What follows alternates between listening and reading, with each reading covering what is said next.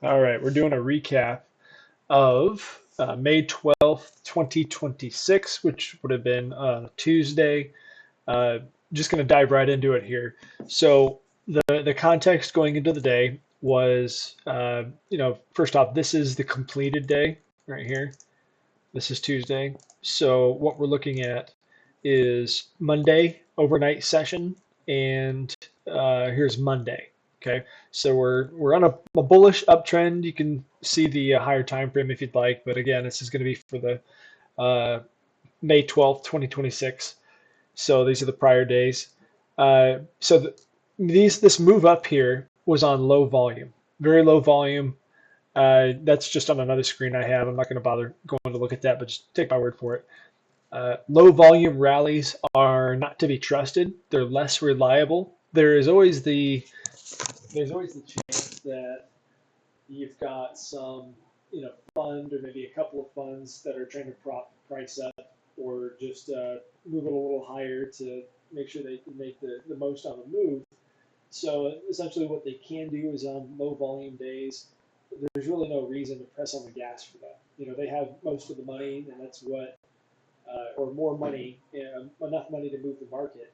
It's just dependent on when do they want to deploy it, what kind of strategy is it, how long are they going to hold, a slew of other details and other things that they're going to think about.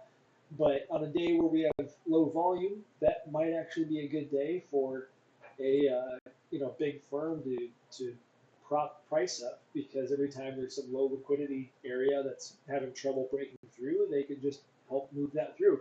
So you never know on those low liquidity days, or sorry, low volume days like this rally, what was really going on. But more often than not, uh, it's going to be just a weak rally based on uh, shorter term time frame traders, and so they have weak hands and they're going to lock in profits as soon as price starts to move against them. Right. So that's going into this day. That's what we're thinking.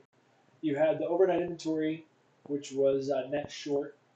And the question would become, we opened right here uh, on the market profile. We opened right here. So if you can see the prior day, that is in the single prints from the morning. We're basically below the prior day range, prior day value area. So the question would become on this gap from the close to the open, are we going to close that? And if we don't, you should expect price to move away. You can see early in the morning here. I'll go back to the open. Open was right here, and I'll go over the market profile chart to explain this, but open was right around here. Okay, so ignoring this little zone thing that I have, you've got the VWAP, which is anchored to the Globex session open, and then I have the 9 EMA, but on the 5 minute. So there's an overlay. Basically, this is the 5 minute 9 EMA, and I have it on this 1 minute chart. And I'm using the VWAP for context as well as a lot of times these big funds are going to defend price right at VWAP, so that's a level that's on everybody's chart. And then I also just started to like to use this EMA just as a second line of defense, we'll call it, right? So, and I'll describe what I mean here in just a moment going through this. So, just kind of narrating this from the open. Open is right here.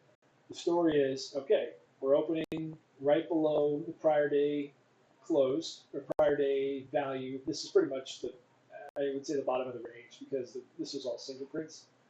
We're opening below, so expect price to either attempt to fill the gap fairly quickly, or if we're not, expect price to move further away from the prior day value area. That's essentially exactly what we saw right at the open. You have right here, 832 coming in. We reject VWAP. This is a weekly prior value area high, and it is also the overnight low. So that's going to be a level that's got some confluence to it, and it's a level that the higher term players are going to be looking at as well. So expect resistance once we hit that. But as we came back up, VWAP was defended twice. The way you look at this break here is like, okay, we bounced off the prior value area higher on the weekly or the hourly chart, I should say. Came back up. We broke the 8 EMA or 9 EMA, but the second line of defense would have been VWAP. Sort of did that here again. Right here, the way I'm starting to use the EMA is that It's a good trend follower, or it's a good way to gauge the strength of the leg. So this leg right here is obviously much more strong to the downside, or it's weak to the downside, whatever we're going to call it. It's stronger because we bounced off of the trend line right here, or the EMA, I'm sorry, bounced off of it right here, whereas right here we broke it. So the way you look at that is, okay, if we keep bouncing off of that, maintain separation, that's a strong move. Once you start getting into here, VWAP is way up here, so you can't really use that anymore. The name of the game in VWAP, if price is swapping back and forth there, that's just a low confidence day that you shouldn't participate in anyway. You sort of look at that the same way with the EMA right here. It's, we're well below VWAP, so we're going to be bearish. And then you're judging the strength of this down leg based on the 9 EMA, I think is what it is, for the 5 minute. So as we come down, this is very strong. We start to lose strength. We start to see failed, follow through. We don't have bullish structure anymore, and it's just swapping above and below. And then eventually we change the trend. So the way I'm starting to use this is that once we start swapping around that, that's a good indication that we're losing confidence, and price is either going to break in one direction or the other. This is a battle right here, above and below that line, and no structure that belongs to bulls or bears. So as you can see, it's more bearish, but we're just going sideways.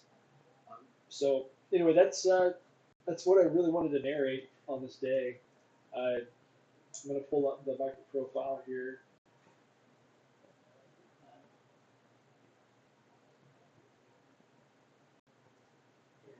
There we go. A little more crude, I guess, because we're having to zoom in. But the way you would tell this story, primarily from the trade ideas come from, is we have the open, we fail to get into the prior day range, and right here, the first weakness in the rally, the first weakness sign or lack of confidence would be right here, right there. This B period rallied off of an exact level, which was the yesterday's low, which was also yesterday's open. So that should tell you, one, this move in general should carry a little less confidence, but we're still going to be bearish. That tied with we attempted to move higher and failed. You basically are all systems go for a short trade. So we've got a decent overlap in A period, nothing to be super concerned about. That's just a piece of data point. Then you've got C period, which makes a new distribution for the day. So, okay, we're rocking and rolling for the bears. We've got this nice separation right here, which ironically is exactly what I was talking about before with, bear with me, this leg.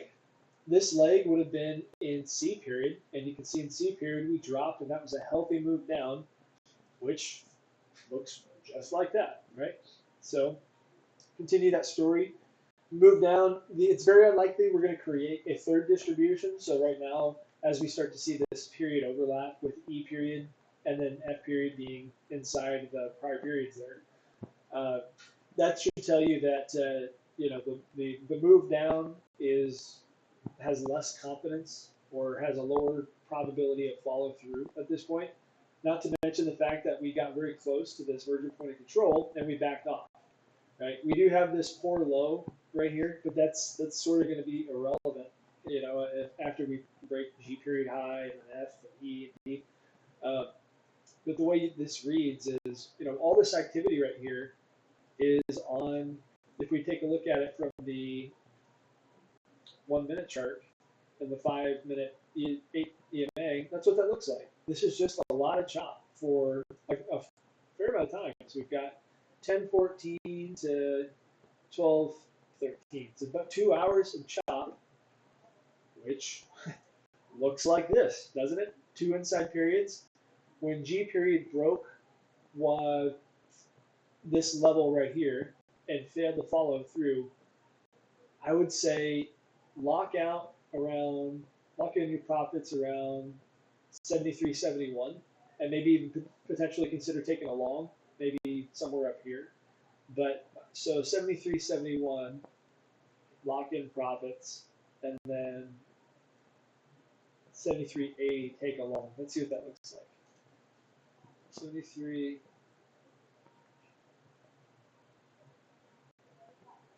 What did I say? 73, 73. Yeah, okay. So as price swapping around here, maybe I'll just follow my stop loss pretty tight, and that ends up where I get out. And then as we're breaking up, once we break, what's that, F and E three, 73, 83 is where I get long, right here.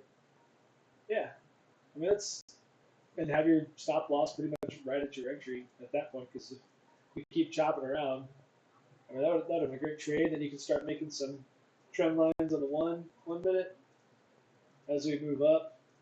You know, you put your stop loss below there, and another one here as you go. So anyway, just several different ways you can play this day, and I think the way I'm going to do it moving forward is really paying attention to structure, how we interact with this 9 EMA, and gauging the strengths of these legs based on the separation from it.